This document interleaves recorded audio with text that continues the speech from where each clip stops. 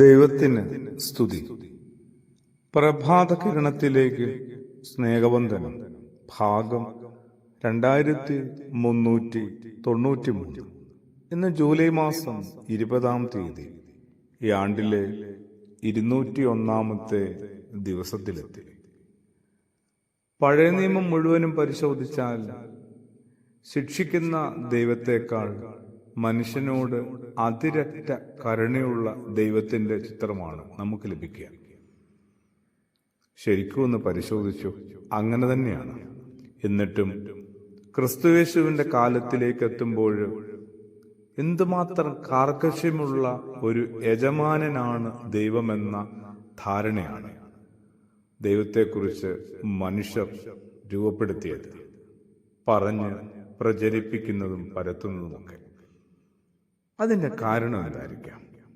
നല്ല അനുഭവങ്ങളെക്കാൾ മോശപ്പെട്ടവ ഓർത്ത് വെക്കുക എന്നത് എക്കാലത്തെയും മനുഷ്യന്റെ ഉള്ളിലെ ഒരു തെറ്റായ പ്രവണതയാണ്. യേശുവിന്റെ മനുഷ്യാവതാരം മാത്രം ഒന്ന് ഓർത്തെടുത്താൽ മതി, ദൈവം എത്ര കരുണയുള്ളവനാണെന്ന് ഭൂമി പഠിക്കും, പ്രകൃതിയും പ്രപഞ്ചവും തിരിച്ചറിയും. യേശുവിനോളം കരുണയുള്ള ഒരാളും ഈ ഭൂമിക്ക് മീതെ നടന്നുപോയിട്ടില്ല. മനുഷ്യന്റെ സങ്കടങ്ങൾക്ക് മുമ്പിൽ ഒട്ടും പിടിച്ചു നിൽക്കാൻ പറ്റാതെ വന്നിട്ടാണ് യേശു അത്ഭുതങ്ങൾ പോലും ചെയ്തത്. അല്ലാതെ തന്റെ ദൈവത്വം തെളിയിക്കാൻ ആയിരുന്നില്ല. അതുകൊണ്ട് തന്നെ ഓരോ അത്ഭുതവും ചെയ്തതിനു ശേഷം എന്തോ അപരാധം ചെയ്ത മട്ടില് ഇതിനി ആരോടുമൊന്നും പറയാൻ പോകണ്ട, പറയാൻ നിൽക്കണ്ട എന്ന് വിലക്കുകയും അവരെ ഉപദേശിക്കുകയും ചെയ്തിട്ട് എത്ര ഭംഗിയായിട്ടാണ് അവിടെ നിന്ന് ഒതുക്കത്തിൽ പിൻവാങ്ങിപ്പോകുന്നത്. പറഞ്ഞു വരുന്നത്, കരുണയുള്ള ദൈവത്തെ കൃത്യമായി ഒന്ന് മനസ്സിലാക്കാനോ പരിചയപ്പെടാനോ ആ വഴിക്കൊപ്പമൊന്ന് സഞ്ചരിപ്പാനോ ദൈവത്തിൻ്റെ ഭക്തരായ ശിഷ്യരെന്നൊക്കെ അഭിമാനിക്കുന്ന നമ്മൾക്ക് എന്തുകൊണ്ടാണ് കഴിയാതെ പോകുന്നത്?